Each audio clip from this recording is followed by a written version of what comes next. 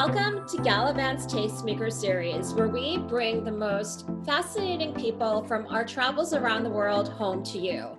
Alienor, welcome to our Tastemaker series here at Galavante. Thank you so much. I'm so happy to be here.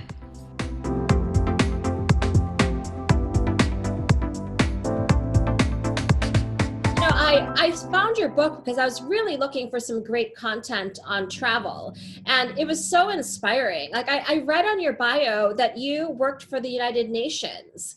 How did you make that jump from working for the UN to writing this incredible book? Wow, that's quite the question, but it's actually how the book starts. I was living my dream life in Bangkok, Thailand, working for the Asia Pacific Regional Office of UNESCO for education. And it was a job that I absolutely loved. I was working on education policy and reform in education for peace, well-being, and gender equality. And as I started studying well-being for a project on happiness in schools, I started studying the science of happiness, or positive psychology. Now, the dangerous thing with that is that as one starts looking into these big topics, you start reevaluating everything. Studying happiness made me think, what would stimulate me? What would make me feel alive? What would make me feel like so connected to myself, to others, and to the world? And immediately I thought about Latin culture and how there's this joy for life, this connection, the importance on social relationships. And I thought, how do they do that? And immediately it came to mind, by dancing. They're always dancing in their family situations, any occasion, they just put music on it and dance. And so I came up with the idea of, I'm going to learn how to dance. How did you get into dance? So believe it or not, I embarked on this journey as a complete beginner at 30 years old. And it's really the proof that anyone can learn anything at any age, including dance. I wanted to dance because it brought me joy. And unfortunately, like many of us that have gone through childhood ballet classes, they don't necessarily teach you to feel joy. I wanted to learn in an environment that wasn't confined to the studio, but that would let me dance on the streets. And I couldn't think of a better place of dancing in the streets than Latin America. And so this idea was, I wanted to be stimulated. I wanted to learn a new skill. And I'd taken a few bachata classes, but maybe just 3 or 4 before I had this idea. And I'd already started discovering that as long as you know how to walk, you can dance. Anyone can dance. And even if it's not perfect, as long as you're doing it and it makes you feel good, that's all that matters. And I just decided to take the leap and learn with locals in the country where those dances originated from. That was something that was very important to me, was to learn that dance where it was born. How did you begin this journey and where did you go? The immediate thought was, okay, I'd take a few months off, I'd take a career break, I'll go to Buenos Aires and I'll learn how to dance tango. This is probably one of the most common dance destinations. And then I thought, but wait, I've been taking a few bachata classes. I should probably go to where bachata came from, Dominican Republic, and learn there with locals. Oh, but Rio Carnival, that has been on my bucket list my whole life. I need to go to Rio Carnival and dance in Rio Carnival. And then my mind just started exploding these ideas, thinking, but if I do this itinerary, I have to learn salsa. I can't go to Latin America and not learn salsa. But which kind of salsa? New York style? Cuban style, Cali style, Puerto Rican style, all of them. And then along with some of my friends, that I had a very dear Mexican friend who told me to write about this journey. I had no intention to write about it, actually. She said, you have to write about this and you have to go to Mexico. And I said, but what am I going to dance in Mexico? She said, oh, well, we have lots of folklore dancing. So I ended up kind of accidentally learning a bunch of dances that were completely out of my comfort zone, because people just suggested these ideas.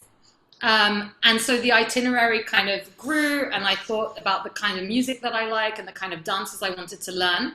And it became this kind of north to south curve through the Americas. So you created your itinerary. How did you have the courage to leave your job and all of your belongings? Like, did you keep your apartment in Thailand, or what happened through your journey as you started this?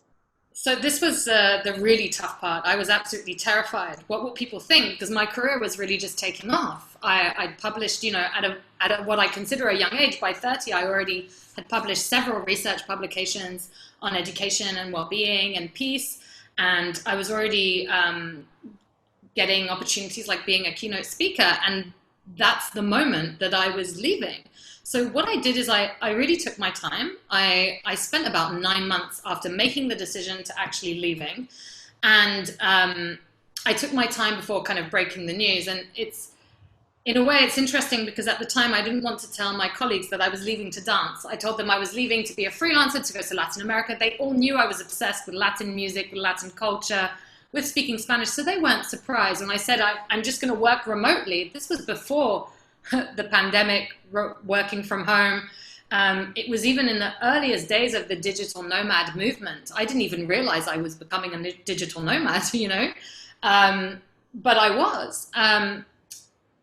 The only thing I didn't say was, that the real reason was that because I wanted to dance, because I was afraid what people might think. And I think a lot of people always hold back on their dreams because they think, oh, what will people say of me? Maybe they won't take me seriously anymore. You know, I come across as such a, you know, career-oriented workaholic. What will they think when I just want to dance in the street? But in the end, everyone supported it, you know. And the original goal was only to take up to a year off and then return to the United Nations, which I did. And then I left for the second time because I realized that I'd changed too much. This journey was just so life-changing. But fortunately, I found the perfect balance in consulting.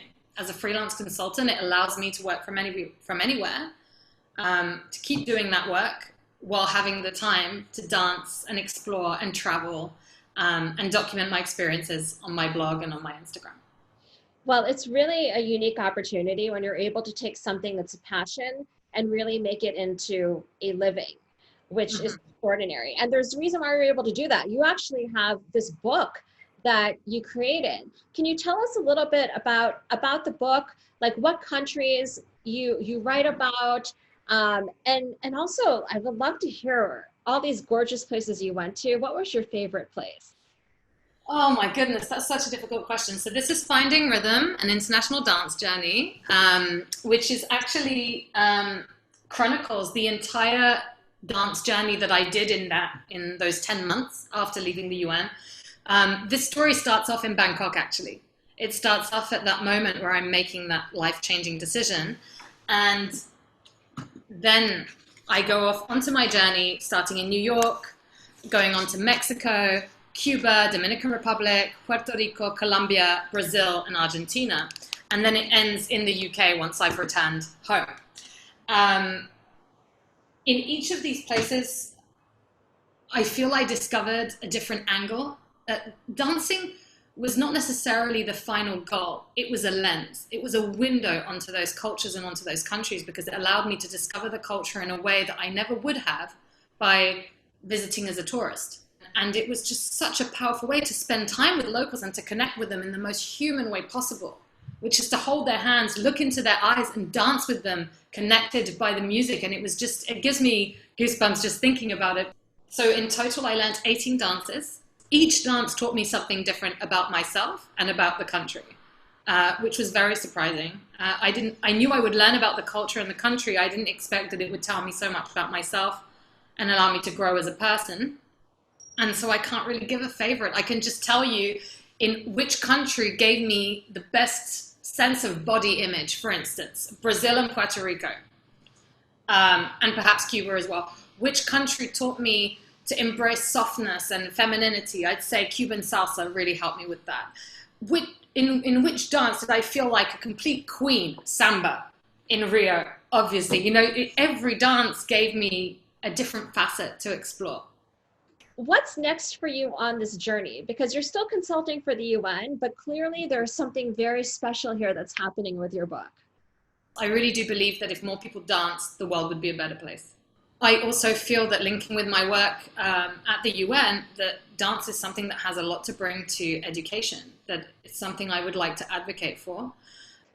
Encompassing all that, on my blog, Bailando Journey, I've set up an online platform to support Latin artists who are struggling in the wake of the pandemic, who are struggling to perform or give classes. And something that I found very important is that these artists have given me so much. They brought me so much joy. And I feel I also have a duty to share the beauty of their work with the world through my online platform while supporting them financially and raising funds for them, and creating these virtual travel experiences while we can't travel. And as soon as we can travel again, supporting them with in-person retreats. So I think that this is going to be a big part of what I'll be doing, is sharing this journey so people can experience what I experienced in the book. Alienor, your book is just fascinating. Your story is incredible. To put something in your heart to pen to paper is something that I think everyone looks at as their great American novel, their dream to be able to write something like that, but you actually did it. So congratulations on the book. Thank you so much. I can really say that my heart poured onto every single page in this book. I can tell. Well, we are going to put Alienor's contact information on our show notes. We are also going to have information on Galavante's website on her future retreats, because guys, we are going to be traveling really soon. Thank you all for joining us on Galavante's Tastemaker series, and we cannot wait to introduce you to yet another fascinating person that we get to meet around the world.